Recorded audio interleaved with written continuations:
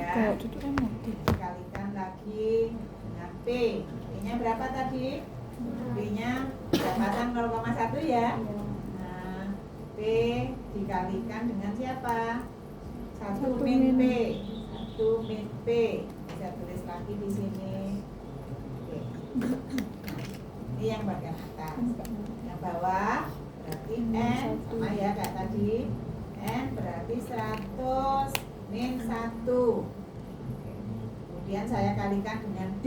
Nah, D-nya berapa? D-nya tentunya saya tidak akan menggunakan 125 kan.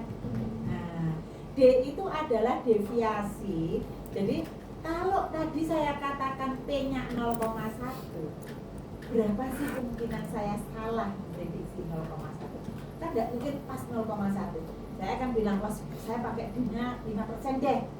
Kalau saya pakai D 5% itu berarti bayangkan bukan 0,1 tapi 0,1 plus minus 0,05. Itu arti D. Ya. Jadi plus minus 0,05. Saya tulis ini. Jadi kalau D-nya proporsi sama D-nya kontinu itu berbeda. Ya. Jadi ini D-nya saya pasang. Oke, saya pasang D-nya yang pantas saja. Tapi yang pantas aja itu biasanya setara. Setara dengan apa? Setara dengan alfa. Ya. Nanti kalau saya dipasang D-nya 0,1 gitu, ya saya akan bilang gede banget deviasinya. Jadi kan kemungkinan salah Anda juga jadi gede kan.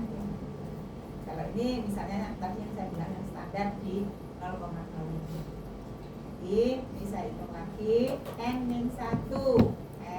N-1 saya kalikan dengan D kuadrat. Oke. Kuadrat. Oke. Kemudian yang 2 Z. Kita pakai Z nya ini saya kalikan, saya kuadratkan dulu. Satu kurung. Kemudian saya kalikan dengan P. P-nya lagi P saya masukkan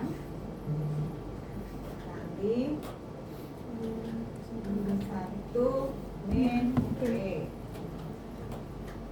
Tutup kurung.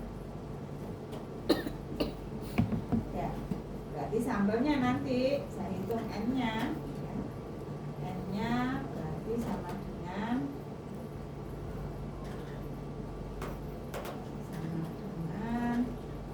masukkan rumusnya kayak tadi ya. Ini ditambah ini 59 ya. Jadi kalau saya nanti pakai proporsi, sampling saya harus 59. Kalau tadi saya pakai kondisi yang tadi, sampling saya butuh 40. Nah, ini juga akan berpengaruh ke proporsinya. Nanti kalau saya menggunakan proporsi itu paling di angka 0,5, ini akan saya peroleh sampel yang paling besar, 79.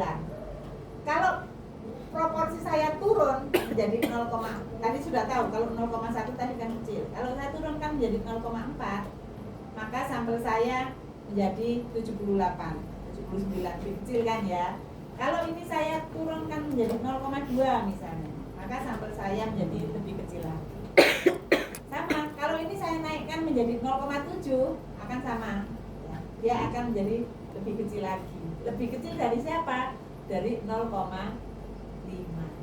Jadi pada saat saya menggunakan sampel proporsi 0,5 akan saya peroleh nilai sampel minimal yang paling besar, yaitu di angka 8. Beda rumah satunya ya. Nah, ada lagi, mana lagi yang bisa kita ubah-ubah angkanya? D. Kalau saya menggunakan D 5% itu presisinya bagus, tapi kalau kok 79 ya, 80 lagi ya, tak cukup duitnya misalnya. Oke, saya pakai 10%.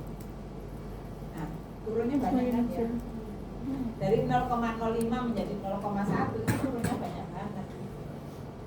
Kalau alfanya boleh nggak diganti? Ya boleh-boleh saja. Alfanya ini tadi kan masih 5% ya. Nah, saya bisa saja naikkan menjadi 10%. Jadi bukan pakai 1,96, tapi mungkin saya pakai kalau 10% itu 1,64, 645. Ini juga akan berubah angkanya. 645 nanti bisa dilihat tabel. Dia menjadi sangat kecil. Tapi mengganti alfa harus hati-hati. Karena alfa itu nanti kita pakai waktu melakukan analisis. Jadi kalau waktu di sampel alfanya sudah 10%, maka waktu menganalisis nanti juga alfanya 10%. Dan alfa yang 10% itu apakah bagus? Mungkin nanti dari sudut analisis ya senang kita, karena nanti A0-nya banyak yang kita ditolak dan begitu. Tapi dari sudut ketelitian akan dilakukan. Salah 5% itu sebetulnya sudah sesuatu, jadi jangan ditambah lagi salahnya menjadi 10%. Itu kan yang kemarin kita cerita, yang namanya teknik sampling, yang namanya penelitian menggunakan teknik sampling, menarik sampel, itu pasti langsung berhadapan dengan